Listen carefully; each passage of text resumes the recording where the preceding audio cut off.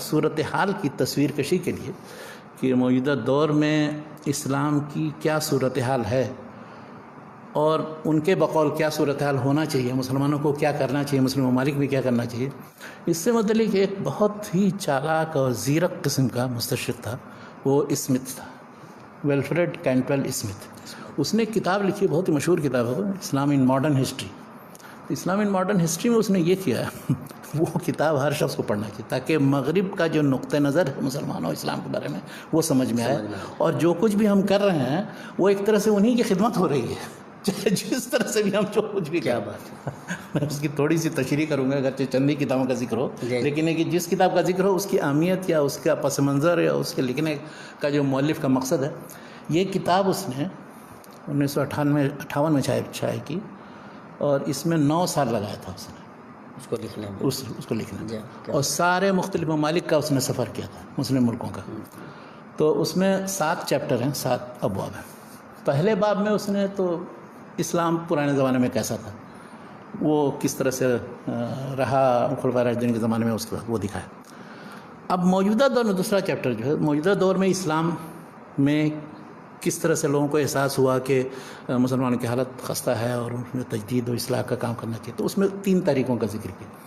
ایک محمد بن عبد الوہاب کی تاریخ 18ویں صدی، دوسری شاہ ولی اللہ کی تاریخ، اور تیسری جمال الدین افغانی کی تاریخ۔ تو کہا کہ بس یہ 3 تحریکیں ہیں جو بنیادی 3 تحریکیں ہیں، بعد کی جتنی تحریکیں اٹھی ہیں 19ویں صدی میں یا 20ویں صدی میں، سب تقریباً انہی کے ارد گرد گھومتی ہیں، انہی سے کچھ تھوڑا سا اختلاف اور اتفاق کی بنیاد پر قائم ہے۔ تو یہ مین 3 تحریکیں ہیں، ایک محمد بن عبد الوہاب کی جو عقیدے کی اصلاح کی دعوت، اور شاہ ولی اللہ کی مطلب ان کا تصور یہ ہے کہ یہ ایک طرح سے سارے مسلمانوں کو متفق و متحد کر کے ایک ایسے منہج کی طرف دعوت دینا کہ جس میں سب لوگ مل جل کر کریں۔ چنانچہ ابھی بھی دیکھیں بریلوی دیوبندی اور اہلوی سب شاہ ولی اللہ کی طرف انتساب کرتے ہیں۔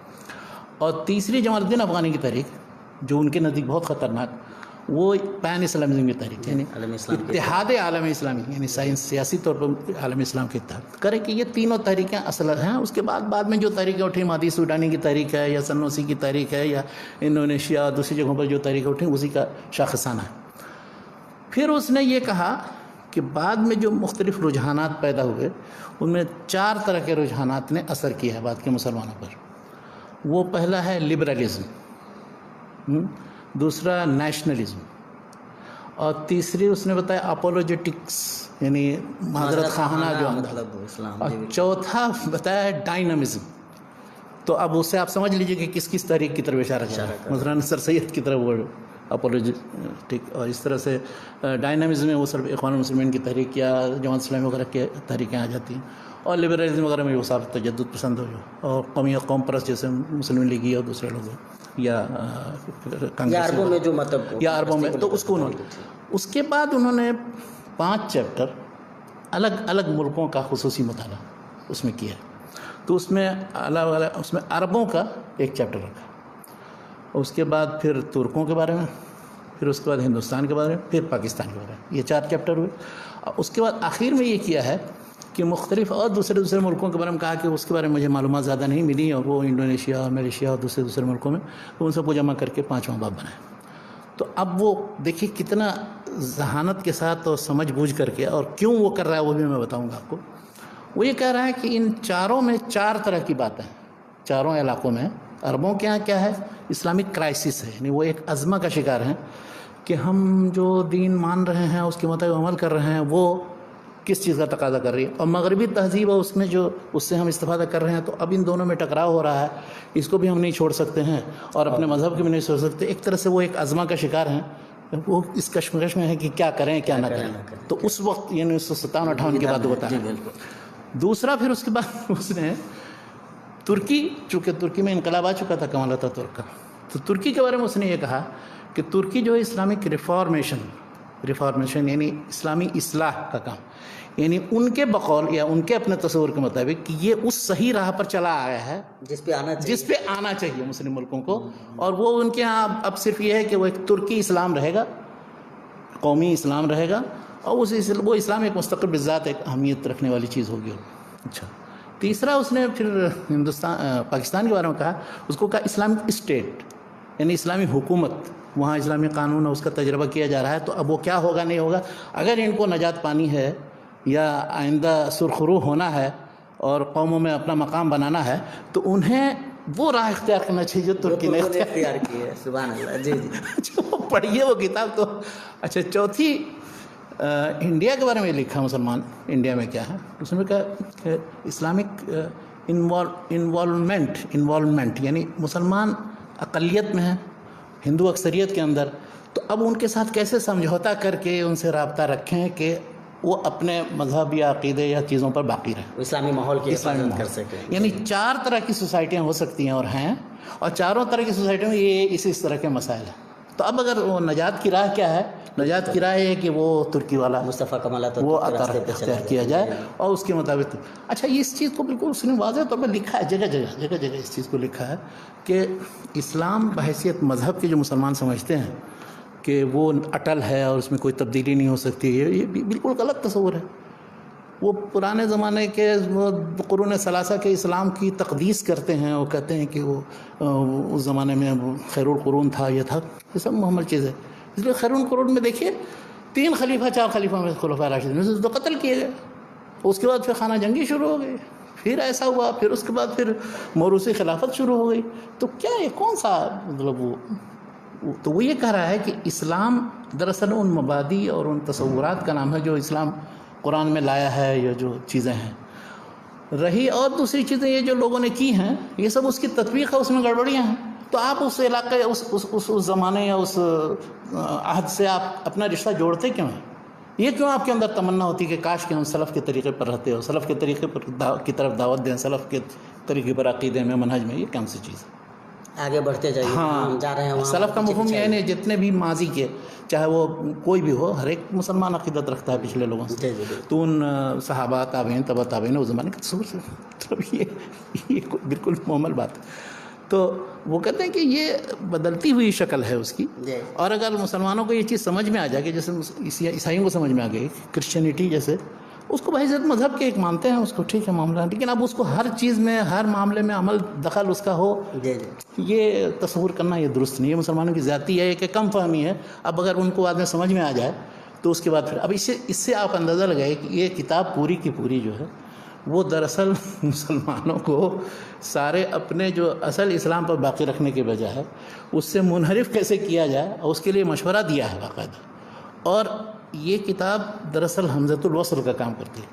انہوں نے یورپین ممالک کو بھی, امریکہ وغیرہ کو, یہ وہاں تھے اس میں میکگل یونیورسٹی میں, تو امریکہ یورپ کو بھی یہ مشورہ دیا کہ ہمیں کیسے تعامل کرنا چاہیے ان کے ساتھ. صحیح سے تصویر کشی کر دی سارے ممالک کی, اس کی. اور ان لوگوں کو یہ مشورہ دیا کہ دیکھیے اس صحیح تصویر کشی کی روشنی میں آپ کو عمل کیسے کرنا چاہیے. آگے اپنے ماضی سے نہیں چمٹے رہنے کی ضرورت ہے. ماضی سے چمٹے گا تو پیچھے رہ جائیے گا. اچھا, اور پھر یہ چاروں الگ الگ بنا کر کے اور ہر جگہ کے اسلام کو الگ اسلام, ٹرکش اسلام, انڈین اسلام, اور وہ بنا کر کے اسلام اور عرب تو وہ یہ دکھانا چاہتے ہیں کہ ایک تو وہ اب ماضی سے کاٹ دیں آپ کو, سلفیت یا قدیم عہد سے آپ کا تعلق نہ ہو, اس کا تقدس نہ باقی رہے. دوسرا ہے کہ موجودہ دور میں بھی اسلام کے مختلف ایڈیشن ہو جائیں, اور ٹرکش اسلام ہو, انڈین اسلام ہو, عرب اسلام ہو, اور انڈونیشین اسلام. ہندوستان میں بھی بہت سارے لوگ تو یہ اس کتاب کا پورا مطلب یہ کتاب پڑھنے سے تعلق رکھتی ہے. مطلب میں اس کے باوجود بھی کہوں گا کہ اس کتاب کو پڑھیے اور یہ سوچیے, یہ سمجھ, یہ سارے حقائق ذہن میں رکھیے, اور یہ سارے حقائق ذہن میں رکھیے اور دیکھیے. خود اس مؤلف نے یہی بات کہی ہے, یعنی میں اپنی طرف سے نہیں یہ بات کر رہا ہوں اور اس کے الفاظ بلکہ وہی اصطلاحات میں کوٹ کر رہا ہوں.